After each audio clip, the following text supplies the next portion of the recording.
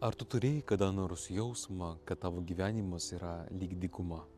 Viduje sausa, tavo rankos jau pavargo, keliai dreba ir net nebežinai, kur eit.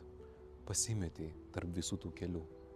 Pradžiai pasiskaityk Izaijo knygos 35 skyrių ir pagalvok, kur Dievas tave šiandien kviečia.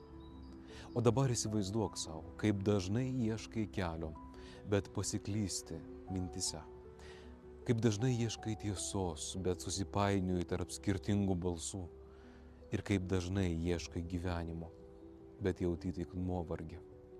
Jėzus tau nori pasakyti šiandien labai aiškiai, aš esu kelias, tiesa ir gyvenimas. Neparodysiu tau kelią, neduosiu tau atsakymus, bet aš esu, sako Jėzus. Ir tai reiškia, kad tu nepasimesi, jeigu eisi su juo. Tu neapgausi savęs, jei liksi su juo.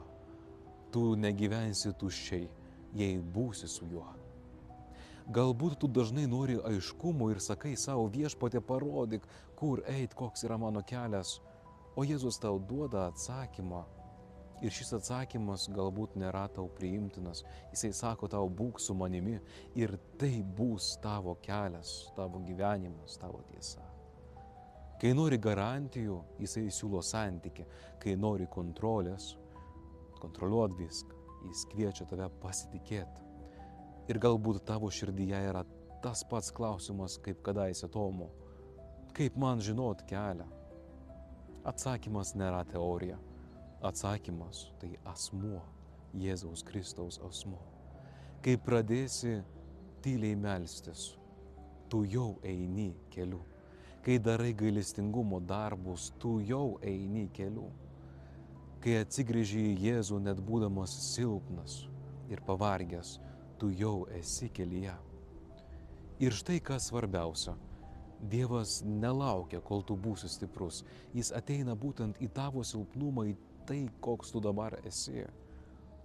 Ateina į tavo gyvenimą, į tą dykumą, kad ją paverstų gyvybės oazę. Paklausk šiandien savęs vieno dalyko. Ar aš vis dar ieškau savo kelio? Ar vis dėlto leidžiu Jėzui būti mano keliu, tiesa ir gyvenimu? Palaimintos ir geros jums dienos.